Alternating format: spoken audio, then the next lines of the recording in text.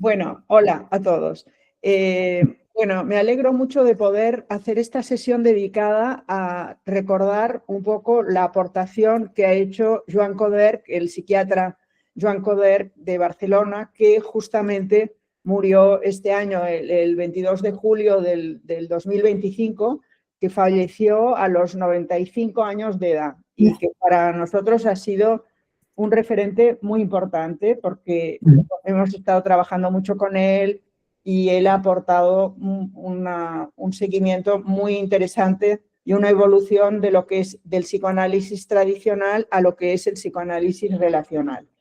Entonces, él, el último libro que escribió, que fue en 2020, o sea que ya tenía 90 años, para que veáis que ha sido un escritor compulsivo tremendo, nos regaló como un testamento vital el último libro que se llamaba Esbozo de autobiografía, memoria de las experiencias que han dado sentido a mi vida. Bueno, y entonces ahí mostraba con mucha generosidad una serie de experiencias que habían fundamentado sus elecciones vitales, la formación y la evolución de su pensamiento clínico y psicoanalítico, hasta llegar a su concepción de lo que es el psicoanálisis relacional, que es, yo diría, una de las principales perspectivas del psicoanálisis contemporáneo. Sí. Entonces, en este libro, solo resumo un poquito de aspecto biográfico de Joan Coderch y luego, una vez haya hecho este pequeño resumen, vamos a pasar una entrevista que le hicimos en junio de 2017, o sea que entonces en 2017 no era tan mayor, me parece que tenía 80 años o así, pero ya veréis que es una entrevista realmente muy interesante. Entonces, como para situar un poco el contexto biográfico de Joan, os resumo que su contexto familiar y social en el que llegó al mundo el pequeño Joan, que nació en Hospitalet de Llobregat en 1930 y era el tercer hijo de un médico y de una madre que parió 7 hijos en 7 años. O sea, entonces, Joan nos transmite en este libro, que es como un esbozo autobiográfico, nos transmite todas sus vivencias infantiles en un contexto muy difícil, porque era una época en que la mortalidad infantil era terrible. Joan presenció la muerte de 3 de sus hermanitos y todo el desconsuelo de sus padres. Entre los 6 y los 9 años vivió los impactos traumáticos de la guerra civil en Barcelona. Desde el balcón de su casa, que estaba tocando a Plaza Catalunya, los niños vieron en directo lo que se llamaron los Fets de Maig, los hechos de mayo en 1937, entre otros impactos. Estos hechos de mayo es cuando, estando en plena guerra, los anarquistas y los comunistas se bombardeaban unos a otros a las Ramblas, ¿no? Y mientras su padre estaba alistado en el frente como médico, médico del Ejército de la República. Bueno, Joan estudió medicina y psiquiatría, hizo el doctorado, se vinculó con la cátedra de psiquiatría de la época de Ramón Sarró, donde Sarró siempre decía que había ido a ver a Freud y que, en fin, era como fardaba de esto, pero se vinculó, pero que en realidad no fue nada psicoanalítico, ¿no? Se vinculó con la cátedra de psiquiatría de la época de Ramón Sarró, donde se hablaba de psicoanálisis, pero sin que nadie se hubiera psicoanalizado. Fue profesor adjunto en la cátedra desde 1966 hasta que renunció a su plaza en 1976, cuando accede a la cátedra el doctor Obiols, que era el promotor de la llamada psiquiatría biológica. Sí, sí, sí. ¿No? Y que Joan Coderch consideraba absurda la separación mente-cuerpo y sostiene que todo proceso psíquico es a la vez biológico y todo proceso biológico a la vez es psíquico. Sí. A los 29 años se casó con Nuria, que es una compañera de curso de él y que fue su gran amor hasta el final de su vida, y que él dice de su mujer, decía: el amor de Nuria hizo por mí lo que no hubiera logrado el mejor psicoanalista del mundo. Entonces, a los 35 años, ya un poco asegurada su economía, empezó su formación en la Sociedad Española de Psicoanálisis en Barcelona. En 1975 pasó a ser miembro asociado y en 1990 ya fue didacta, etc. Poco antes de acabar su análisis, publica su primer libro, que se llama Psiquiatría Dinámica. No sé si alguno de vosotros ha tenido la oportunidad de leer este libro, ¿no? A fondo lo he leído. Buenísimo. Sí, ¿no? Vale. A partir de aquí se convirtió en un autor prolífico. Ha escrito 10 libros, además de numerosos artículos que, según él, respondían a 2 objetivos. Decía, proseguir en la medida de lo posible en mi esfuerzo para librarme de las consecuencias todavía evidentes de mi traumatizada infancia, el 1, y coadyuvar dentro de mis capacidades en la creación de un nuevo psicoanálisis que fuera validado por la clínica y por el resto de las ciencias afines. Claro. Entonces, la evolución que él hace queda reflejada en todos estos libros. Os recito los títulos porque va a quedar grabado esto y así pienso que tenéis la referencia. En 1987 escribe Teoría y técnica de la psicoterapia psicoanalítica, editado en Herder. En 1995 escribe La interpretación en psicoanálisis, también editada en Herder. 2001, La relación paciente-terapeuta, editada en la Fundación Vidal y Barraquer, Paidós. Luego, Pluralidad y diálogo en psicoanálisis, en 2006, editorial Herder. Y los más recientes, que son los que ya reflejan toda su evolución hacia el psicoanálisis relacional, que están editados todos por editorial Ágora Relacional. Entonces, en estos son 2010, la práctica de la psicoterapia relacional. 2012, realidad, interacción y cambio psíquico. 2014, avances en psicoanálisis relacional. 2016, emoción y relaciones humanas. Y 2018, las experiencias terapéuticas en el proceso psicoanalítico. En estos últimos yo he participado en algunos capítulos y otros autores han participado. Vale. Entonces, los que hemos vivido muy de cerca esta evolución de Joan Coder, que desde que en 1998-99 fue presidente de la Sociedad Española de Psicoanálisis, después de hacer muchas otras responsabilidades institucionales, pero pudimos disfrutar de los seminarios que empezó a impartir en la misma SEP sobre psicoanálisis relacional a partir de 2009-2010. Pero esta evolución empezó a partir de que él deja sus cargos institucionales ya porque se jubila, como si dijéramos, y cuando parecía que no iba, que ya era como, bueno, que iba a vivir de jubilado, y resulta que enlaza con unas jornadas que se produjeron en otra asociación, que no era la IPA, sino que era la IARP, Asociación Internacional para la Psicoterapia y el Psicoanálisis Relacional.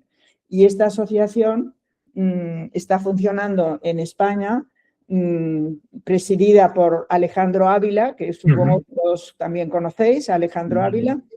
Y entonces, a partir de la experiencia que tiene Joan en esta nueva asociación, se dedica a pleno al tema del psicoanálisis relacional.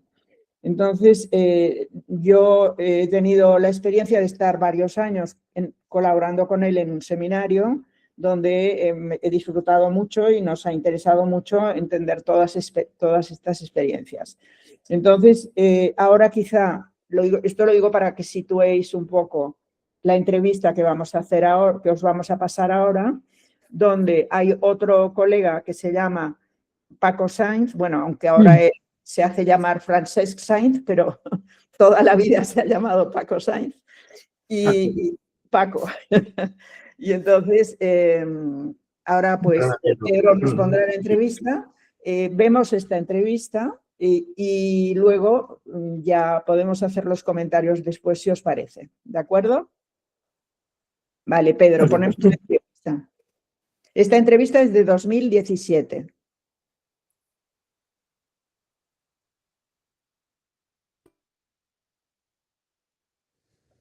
Es para nosotros un placer y un honor estar hoy con el doctor Joan Coder para dialogar con él sobre el psicoanálisis relacional.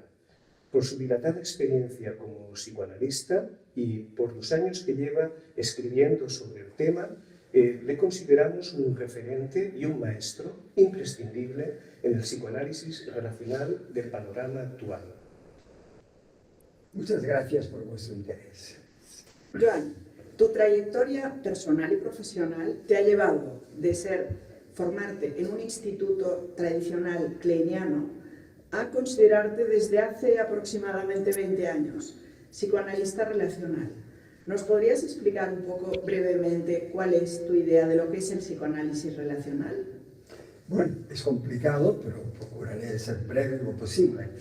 Para mí el psicoanálisis relacional no es otra escuela, otra orientación o corriente, sino que es otro psicoanálisis apoyado en el paradigma relacional que prácticamente no tiene nada que ver con el psicoanálisis de Freud, excepto en algunas similitudes, como por ejemplo sentarse y escuchar al paciente, que es lo más importante. El psicoanálisis relacional se inició con Ferenczi, que al mismo tiempo que ayudaba a Freud a crear su psicoanálisis, creó el suyo, lo cual provocó la ira del núcleo duro de los seguidores de Freud, los portadores del anillo, y Ferenczi quedó como excomulgado fuera del círculo de los psicoanalistas.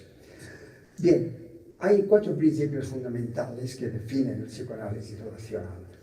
El primero, el ser humano es esencialmente social y relacional por su propia naturaleza biológica. El segundo principio es que la mente humana se forma por la interacción y comunicación con otras mentes. Así se forma, sano o patológicamente. El tercer principio es que todo acto psíquico es orgánico, relacional, porque todo el cuerpo participa en cualquier acto mental. Y el cuarto principio se atiene a que para modificar las situaciones de perturbación psicológica es necesario la interacción con el terapeuta para que se creen experiencias positivas que anulen y promuevan otras formas de sentimiento y de comportamiento. Ahora bien, yo creo que esto quedaría muy incompleto si yo dijera que para muchos de nosotros, no sé si para todos, el psicoanálisis relacional está estrechamente vinculado con las ciencias de la complejidad y con la teoría de los sistemas dinámicos, intersubjetivos y no lineales. Es una perspectiva completamente distinta y no se entiende el psicoanálisis relacional, creo yo, si no tenemos eso en cuenta. Lo diré con un ejemplo muy breve. Para el observador externo y para el psicoanálisis tradicional, el psicoanálisis es una persona, el terapeuta, ayudando a otra. Bien, pues no. Desde este punto de vista de las ciencias de la complejidad, se trata de un suprasistema formado por paciente y analista que, en virtud del principio de recursividad, evoluciona en un feedback continuado que promueve la evolución de este suprasistema. Otra característica que hay que tener en cuenta para saber lo que es el psicoanálisis relacional es que lo que podemos llamar el genio terapéutico, lo que Kohut denomina lo que cura del psicoanálisis, título de uno de sus libros, no es la interpretación y el insight, sino la interacción entre analista y paciente. Para comprender bien esto, hay que tener en cuenta que la mente está totalmente corporeizada, porque el cerebro está unido al resto del organismo por circuitos eléctricos y neuroquímicos, de manera que no hay, como he dicho antes, actos mentales puramente mentales. Siendo las cosas así, sabemos que a través del diálogo, del encuentro de dos mentes, porque yo concibo el psicoanálisis relacional siempre como dialógico, un diálogo, El encuentro de dos mentes corporeizadas da lugar a la sintonización psicobiológica de estas mentes, lo cual es realmente lo que produce un cambio en el inconsciente relacional implícito. Joan, el encuadre ha sido siempre un elemento fundamental del psicoanálisis, que nos ha distinguido de otras orientaciones. Sin embargo, el encuadre que propone el psicoanálisis relacional es más igualitario entre el paciente y el terapeuta. Se produce algo así, como dicen los autores, una mutualidad asimétrica. ¿Nos podrías explicar tu punto de vista sobre esto? El encuadre debe reflejar todo el espíritu del psicoanálisis relacional, que está muy en la línea, como que has dicho, de la mutualidad, la asimetría, la libertad.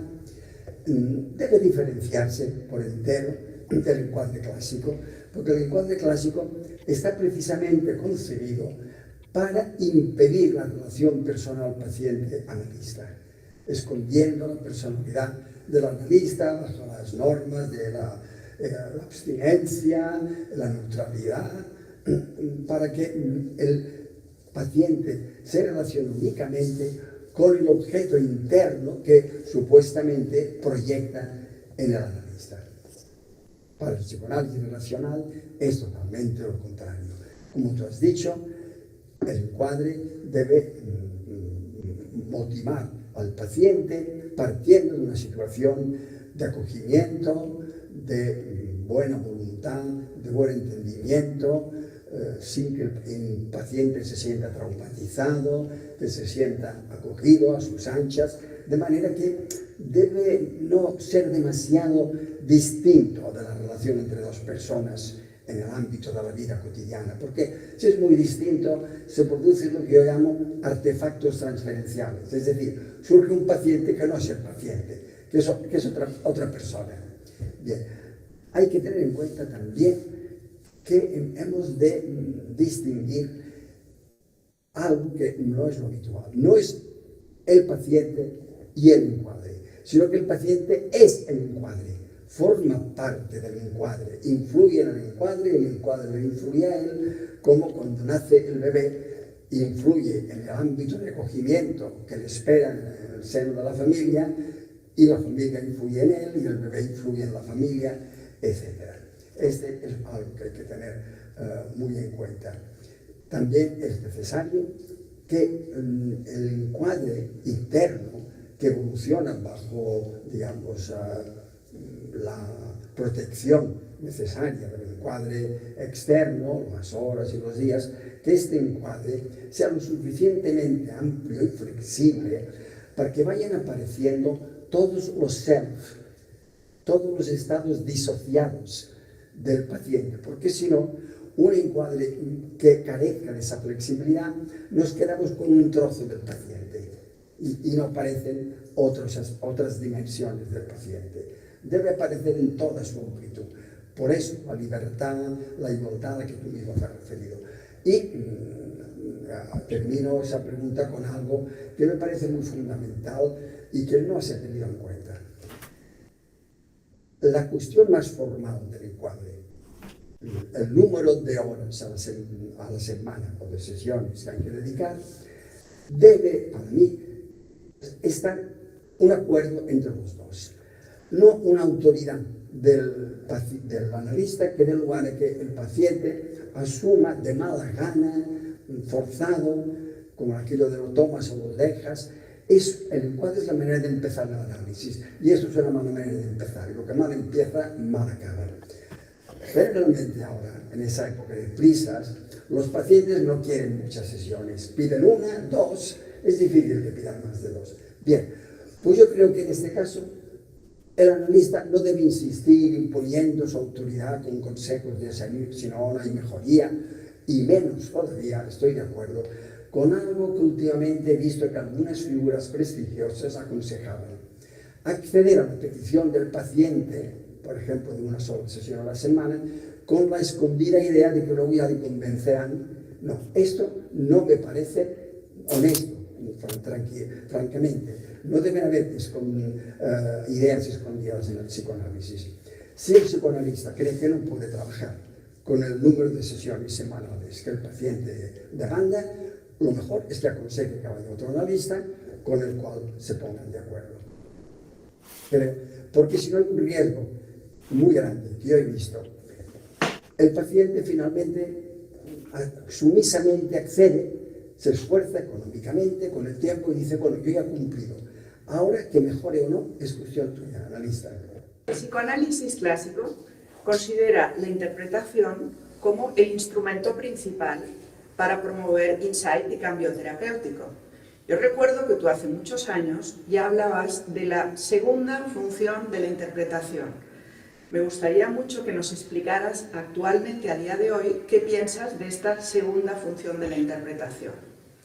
Bien, una pregunta muy interesante, porque la segunda función de la interpretación forma parte de un libro que yo escribí, publiqué en 1995, para enseñar un poco, expresar, explicar qué es la interpretación, en qué consiste, cuál es su fundamento metapsicológico, antropológico, porque esto no se explica y continúa sin explicarse a los profesionales que se han de formar.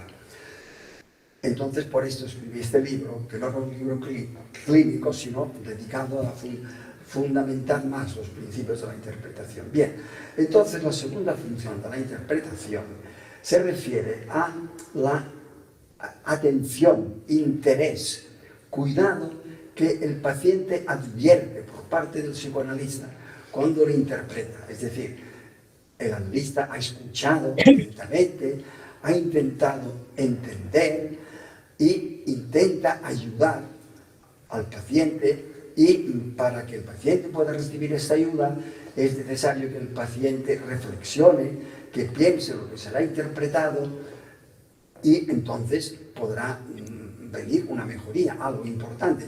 Por tanto, fijémonos que la interpretación presupone un trabajo conjunto de paciente y analista. Pues bien, yo creo que esto es lo importante de la interpretación, este sentimiento de ser atendido, comprendido, ayudado, convertido en el centro de interés del psicoanalista. Entonces dije, la segunda función de la interpretación. Bueno, ahora, para no romper el consenso general que había, siempre el psicoanálisis racional todavía no había surgido, por decirlo así, en el 95, apenas estaban en sus inicios. Ahora, con más experiencia y más conocimientos, desde luego diría que es la primera función de la interpretación. Lo otro, el insight, bueno, tal vez, a veces, quizá.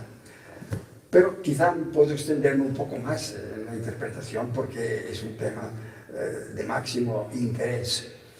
La interpretación parte del supuesto de que el analista sabe lo que ocurre en la mente del paciente. Esto es un error. Lo único que sabe el analista, lo único que sabe es qué ideas y qué sentimientos acuden a él, incluso qué estados corporales se atiende a ellos, cuando está frente al paciente. Lo otro son inferencias. Infiere, de acuerdo con sus teorías, que sus sentimientos, sus pensamientos deben ser a causa de, consecuencia, etc. Por otra parte, la interpretación, ese encadenamiento, asociación, interpretación, promueve una situación de jerarquía del enfermo y el sano, el que sabe y el que no sabe. Todo esto me parece, como ya he dicho antes, también una mala forma de llevar a cabo un trabajo de investigación y ayuda. Las interpretaciones, evidentemente, no son algo perfecto, y los analistas lo saben muy bien porque llenan toneladas de páginas hablando de las resistencias, que es una forma muy cómoda de culpabilizar al paciente de que las cosas no vayan bien, que el paciente no mejore, que las cosas no marchen, etc. Mitchell puso el dedo en la llaga en eso, porque dijo que las interpretaciones pierden su eficacia generalmente porque el paciente las trata de la misma manera que trata todas las situaciones de su vida. Es decir, de acuerdo con unos esquemas mentales, expectativas justificadoras, patrones organizadores de la situación que están perturbados por el temor, al trauma, al castigo, al miedo, a perder el amor, el que necesita, a ser rechazado. Entonces, el paciente forzosamente ha de tratar las interpretaciones así, porque si viene como paciente es por las situaciones de su vida, no las organiza bien, porque sufre en la relación con los otros, en la relación consigo mismo. Bueno, entonces interpretar es un poco poner los bueyes, el carro delante de los bueyes, y hay que poner los bueyes delante del carro. Es decir, es necesario que esa forma de funcionar del paciente, tratando todas las situaciones con las que se encuentra, de acuerdo con esquemas desadaptativos, patrones organizativos que hacen sufrir y que no le ayudan, todo eso de cambiar para que la interpretación tenga su efecto. Es decir, dicho de otra manera, que no gusta nada a muchos, el paciente ha de sentir al analista como un buen objeto que le ama, que está pendiente de él, de ayudarle. Entonces es cuando puede vivir y entender las interpretaciones, en cuyo momento yo creo que ya no hacen falta las interpretaciones formuladas por el analista, y lo que hemos de entender son las interpretaciones que surgen del diálogo, las interpretaciones que yo llamo sin dueño, que no pertenecen ni al analista ni al paciente, sino que son la consecuencia de este diálogo compenetrado entre ellos dos. Continuando con el tema de la interpretación que tan brillantemente nos has explicado, en el instituto donde nos hemos formado los tres, siempre se ha dicho, se ha mantenido que la interpretación transferencial era muy importante, rechazando de esta forma la realidad externa y los contextos del paciente, o llevando todo aquello externo a la transferencia. El psicoanálisis relacional ve esto de una forma algo distinta, y tú tienes una opinión al respecto que me gustaría que nos contaras. Sí, esto de llevar las palabras del paciente a la transferencia me parece totalmente un artefacto, algo artificial. Y el rechazo a la realidad externa es uno de los factores que han conducido al descrédito y declive del psicoanálisis clásico, porque los pacientes viven su vida en la realidad cotidiana, en el mundo, y las personas en general no se sienten a gusto y rechazan esta idea de que no cuenta para nada.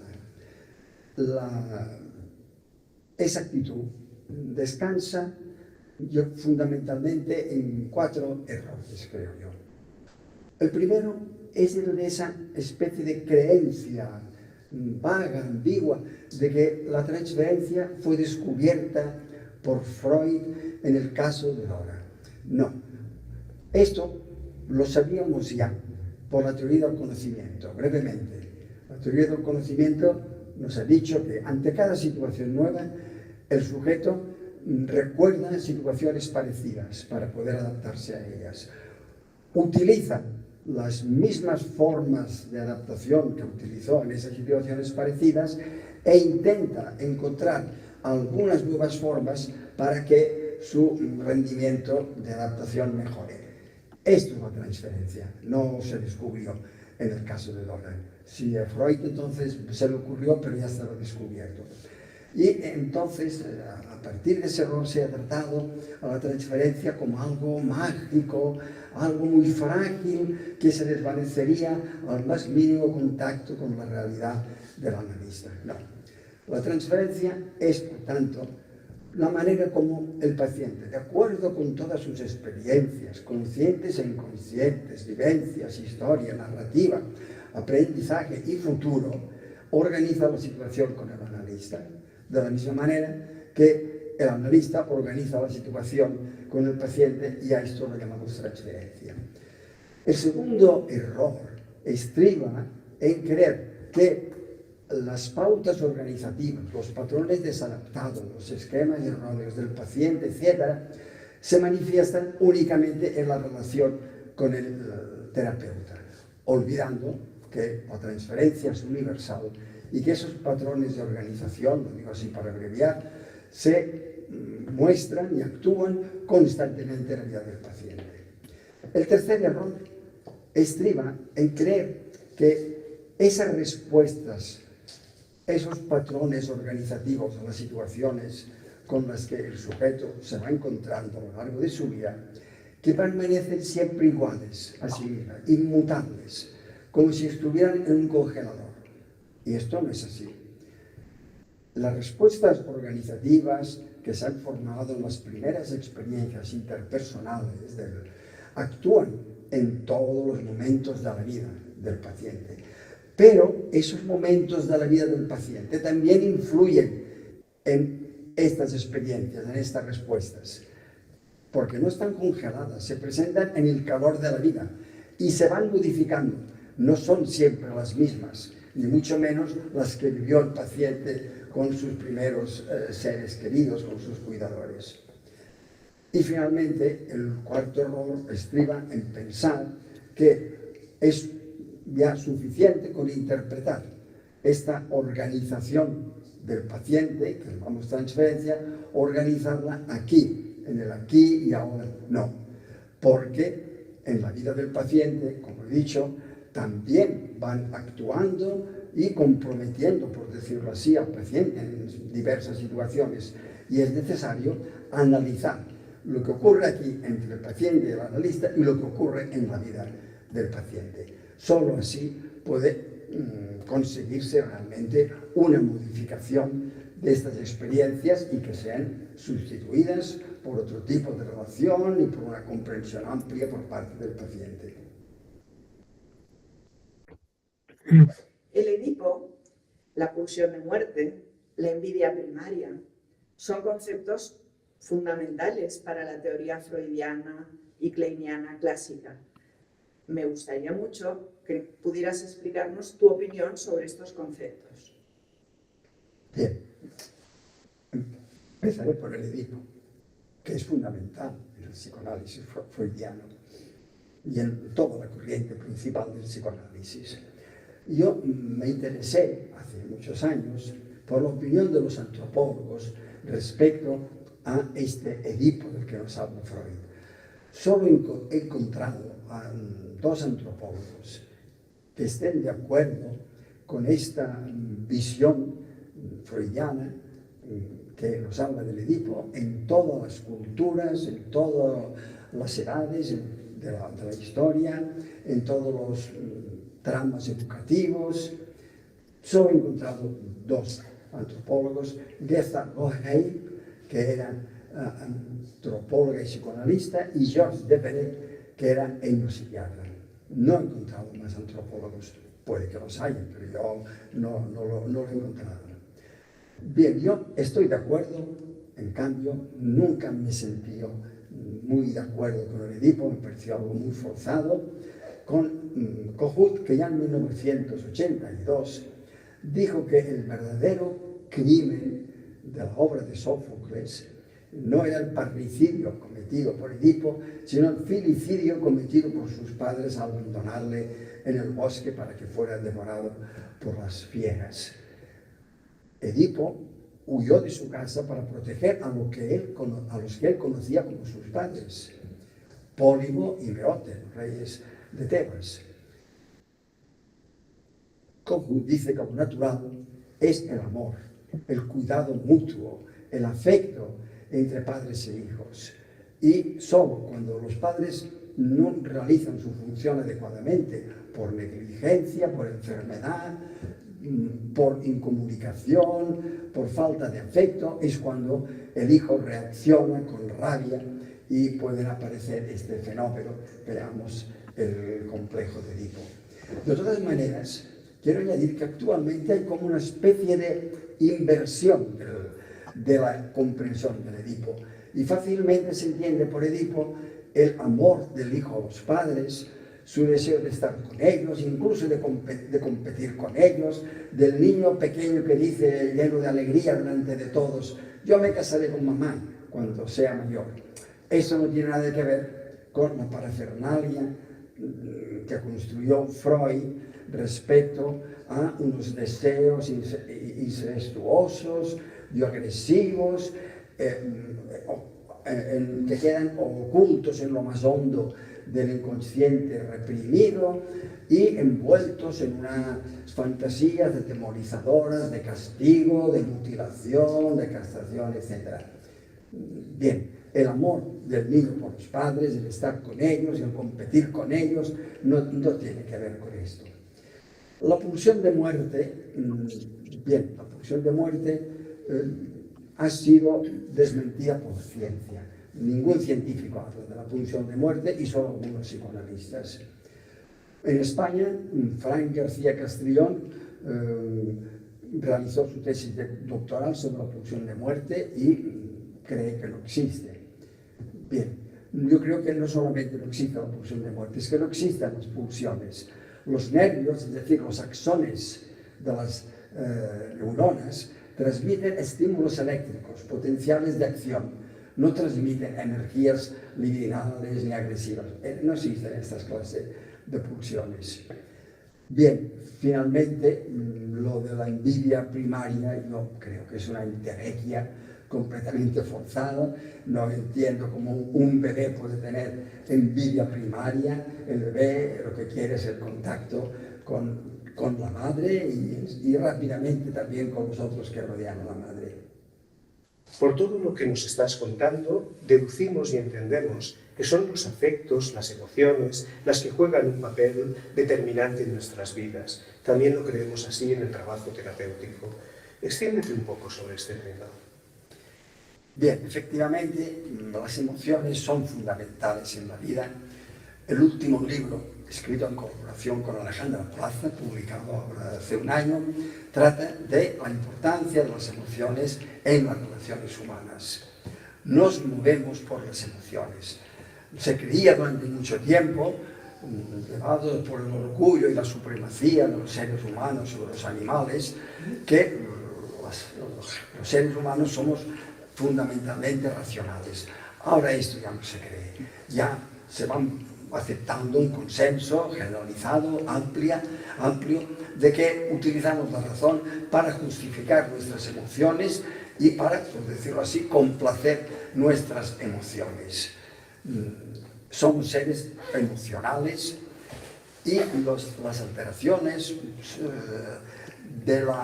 psicológicas se expresan a través de alteraciones emocionales. Es así como las vivimos. La experiencia subjetiva es esta. Los pacientes acuden a nosotros porque sienten su experiencia subjetiva invadida por depresión, tristeza, sentimientos de culpa, temor, y anden allá en el terapeuta un ambiente emocional acogedor, afectivo, tranquilizador, para que realmente puedan experimentar un cambio a través de esta relación que se establece emocionalmente con el terapeuta. Bien, esto me parece que es lo que puedo decir ahora acerca de estas emociones.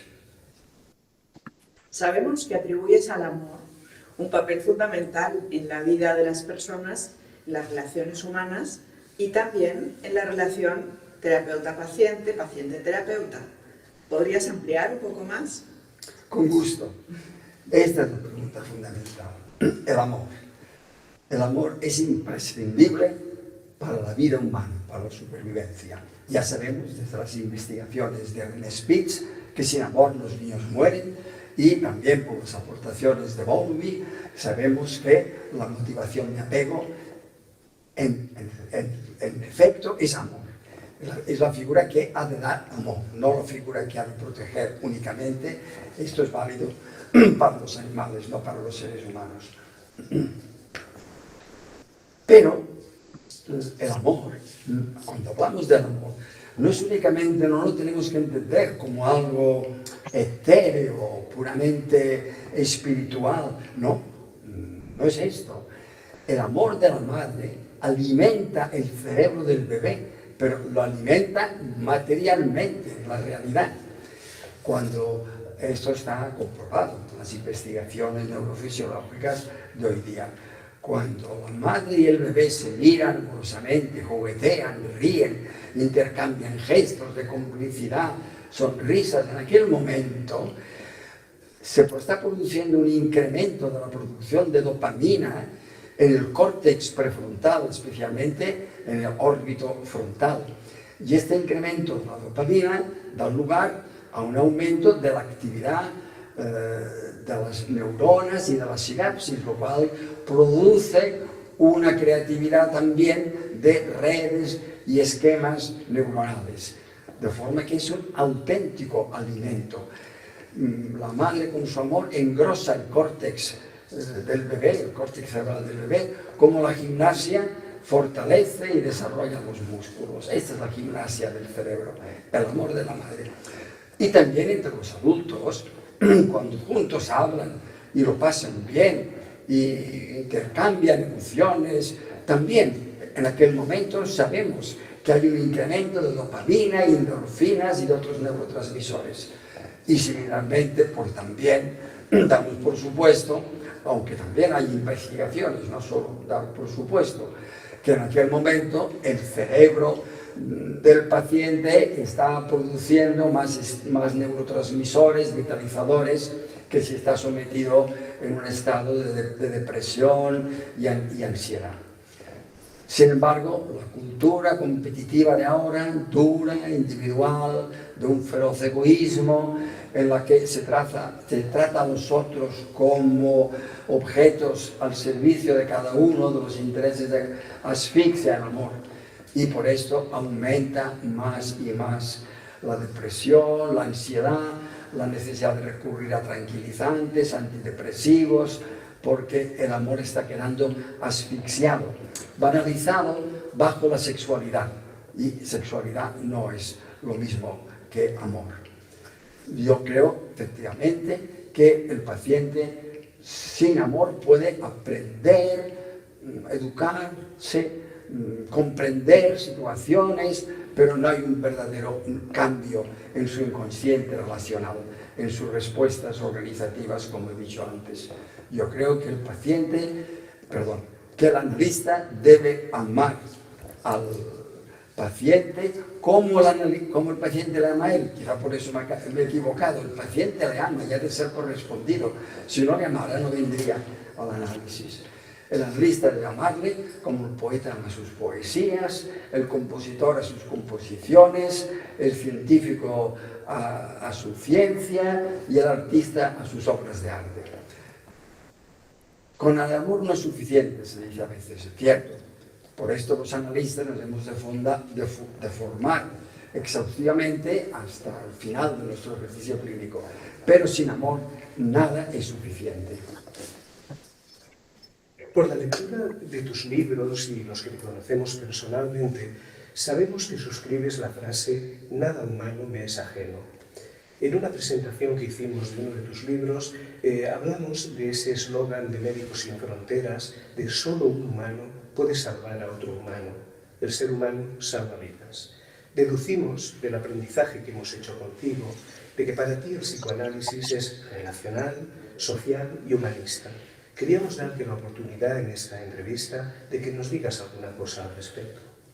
Sí, efectivamente, el psicoanálisis ha de ser una ciencia humana y llevar en su seno las aportaciones de esta antigua sabiduría que deriva de la civilización greco-latina, del respeto al ser humano y a su inviolabilidad.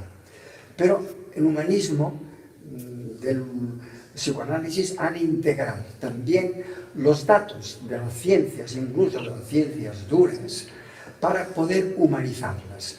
Porque sin esa savia humanista, la ciencia se convierte en cientificismo y la técnica en tecnolatría, y los hombres y las mujeres entonces quedan reducidos al empleo de la razón instrumental que lleva a la lucha, a la guerra y a la destrucción de la naturaleza con el terrible cambio climático. Este ha de ser el humanismo propio del psicoanálisis relacional. Para los que te conocemos desde hace años, se nos hace evidente que tú has hecho un gran cambio tanto en lo profesional como probablemente en tu concepción de la vida. Entonces, nos gustaría mucho que pudieras resumir brevemente cómo ha sido este cambio. Bien, en lo referente a lo académico, queda claro, yo creo, en mis trabajos publicados, que hay una evolución desde el primero al último, en el cual, de una manera, yo creo, más bien suave, continuada, progresiva, se producen cambios. Bien, una pregunta más personal, eso que llamáis cambios en mi manera de sentir la vida y el psicoanálisis, va unido, evidentemente, para mí, tal como siento la vida, va paralelo a tal como siento el psicoanálisis. Los cambios yo creo que se han producido por dos hechos fundamentales. Uno es que después de mi análisis personal he tratado de convertir cada tratamiento psicoanalítico que he llevado a cabo en un autoanálisis. El otro es a través de mis escritos. Veamos, para mí escribir ha sido, y diría cada vez más, quizá no tanto en un principio, escuchar mi voz interior. Una voz interior que siento que surge de lo más profundo, de lo más íntimo de mi ser, y que ha ido guiando mi forma de pensar y de sentir. Y entonces para mí escribir, exagerando un poco, diría que últimamente ha sido cada vez más escribir al dictado, escuchar esta voz y escribir como al dictado, lo cual da lugar a que muchas veces después al leer lo que he escrito me quede sorprendido, como si no me conociera a mí mismo. Parece que hay una dimensión que ha ido transcurriendo un poco alejada de mi conciencia explícita y que surge cuando me dispongo a expresarme con toda libertad por escrito. Esto yo creo que está relacionado con el hecho de que yo vivo lo que he escrito no como piezas aisladas, sino como una concatenación, digamos, obligatoria prácticamente. Como si dijera cada escrito, especialmente cada libro, porque claro, tiene más importancia para mí, obligara a la continuación en otro libro, porque quedan preguntas en el aire, cuestiones, interrogantes, y una evolución mía que creo que va produciéndose a través de esa escucha de mi voz interior, que me lleva a perseguir mi autorrealización por encima de todo, por encima de la ciencia y de las teorías incluso, y esto es lo que siento que me obliga a seguir escribiendo y expresándome mientras tenga fuerzas, que no sé si van a durar mucho. Muchas gracias, Joan. Esperamos que te duren muchísimo tiempo todavía. Muchas gracias, Joan. Ha sido un verdadero placer y nos has movilizado emociones, sentimientos, y esta entrevista acaba sintiéndonos muy felices, Neri y yo, de estar contigo. Repito que os agradezco en el alma vuestro interés por mí. Pedro, si quieres, continúa grabando un poquito. Pedro. Sí, ok. Continúa grabando un poquito porque me gustaría acabar leyendo un fragmento de un texto de Joan que tuve la oportunidad de leer en el día de la despedida de Joan, ahora en julio. Y me parece que es bonito para acabar y luego ya el comentario. Entonces, este texto dice Joan, pienso que el psicoanálisis relacional ha de verse como un conjunto de conocimientos y una práctica clínica al servicio no solo de quienes necesitan ayuda por su sufrimiento emocional, sino también como una terapéutica social, no únicamente a través de la formación y la enseñanza de profesionales de la salud mental en su sentido más amplio, sino también en su labor por difundir la necesidad de acuerdo con el fundamental papel de las relaciones emocionales basadas en valores humanos, el respeto al otro, el amor, la compasión, la capacidad de la trascendencia y la ética, lo cual creo es la única tabla de salvación que le queda a la humanidad. Pero con estas palabras no debe entenderse que yo juzgue que es mucho lo que podemos hacer. No, creo que es poco, muy poco, una gota de agua en el océano, pero debemos intentarlo. es la vocación que nos ha marcado al escoger nuestra profesión. Vale, aquí acabaríamos la Caray. Epitafio. Sí, sí. Muy bonito. Sí, sí.